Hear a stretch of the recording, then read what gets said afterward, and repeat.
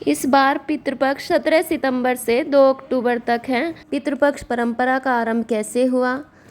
पितृपक्ष परंपरा का आरंभ दानवीर कर्ण के कारण हुआ था।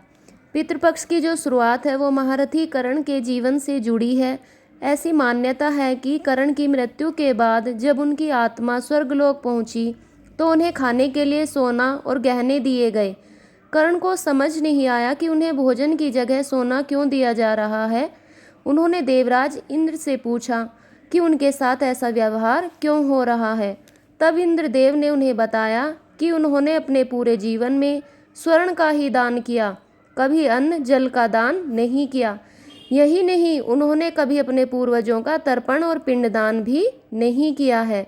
यह सुनकर कर्ण ने कहा कि उसे अपने पूर्वजों के संबंध में कुछ ज्ञात नहीं था, इसलिए उसने कभी तर्पण और पिंडदान नहीं किया।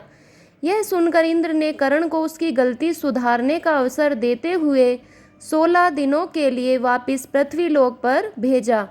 पृथ्वी पर आकर कर्ण ने अपने पूर्वजों का श्रद्धापूर्वक श्राद्ध किया और अन्न, जल तथा वस्त्र का दान किया।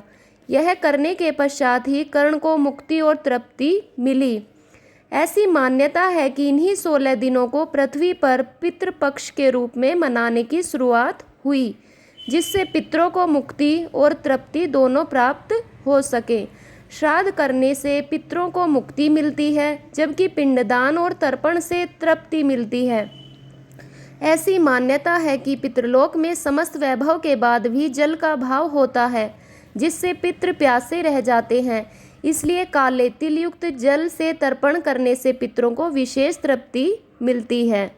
तो ये थी पितृपक्ष परंपरा का आरंभ।